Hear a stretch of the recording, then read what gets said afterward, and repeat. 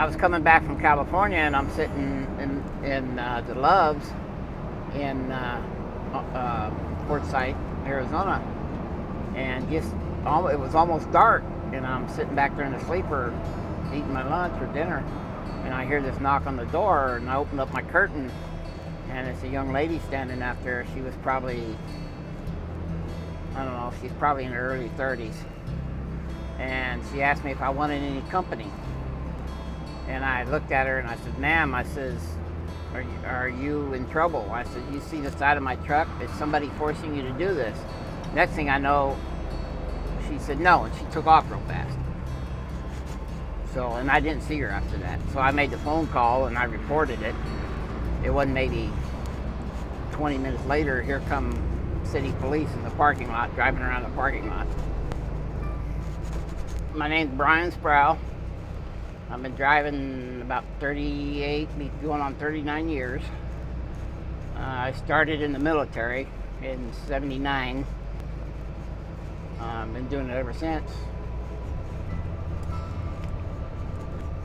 We're always very appreciative of the efforts that the trucking industry makes in that regard, not just for the day-to-day commercial vehicle safety, but the efforts they make in being eyes and ears for signs of human trafficking that goes on out on the highways, and in not only the highways but the rest areas, the truck stops, the areas that they're going to be at. If there's anything going on, we're gonna see it, flat out.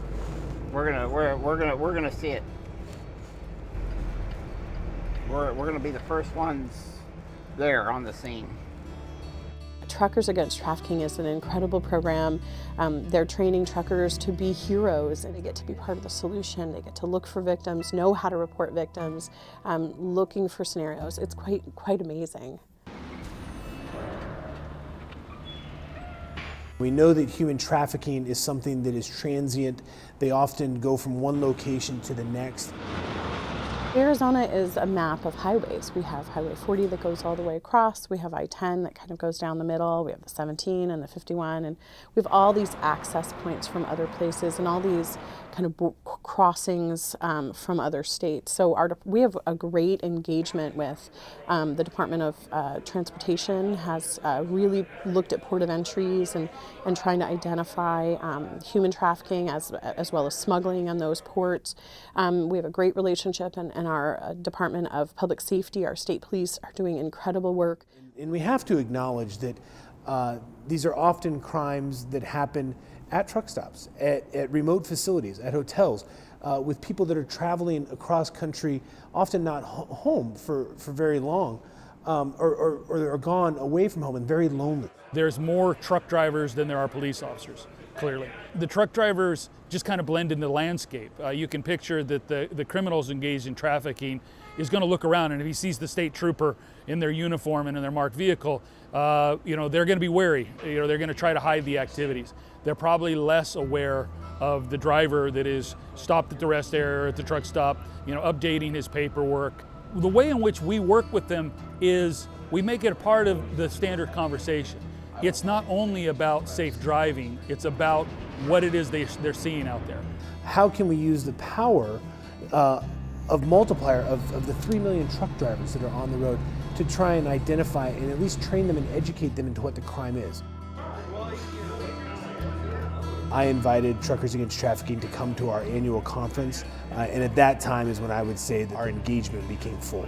When I tell the story, when I showed the video, we've got 40 grown men that are pretty burly, just like me, and they all kind of had a tear in their eye. They're all husbands, fathers, sons, they've uncles. They can identify with somebody that was put in that situation. What we decided to do was build a themed semi-truck and get a lot of sponsors to help bring the cost of this truck down, and then we would auction the truck off and donate all the proceeds to Truckers Against Trafficking. When I started to work for Inland, it was 22 years ago, I was a parts delivery driver. And so I would drive up and down Buckeye all day long, or lower Buckeye there all day long, and I would see the drug dealing and the human trafficking going on there.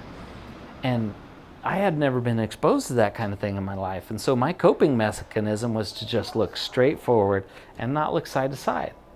And that's what Truckers Against Trafficking did for me, is they kind of woke me up and they made me look side to side and realize, hey, there are problems going on here. And there's something you can do about it. There's other things that we do, like the cab, there's a cab sticker.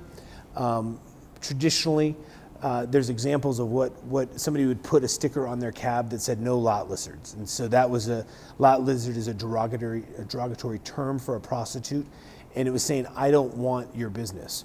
Now we're trying to replace those stickers with a hotline, with a national hotline. Do you need help? Call for help. You know, it's happening in our backyards. It's happening in the smallest town in Arizona, and it's happening in the largest city. We have to try new things. We can't try the same. We can't arrest every person who's prostituting. We can't try to arrest our way out of this. We have to use innovation, and we have to work as a community together. We have to partner and share information and allow other groups to do their innovation while working together as a team. You know, we want to be part of the solution. We want to be part of solving this problem and fighting these crimes.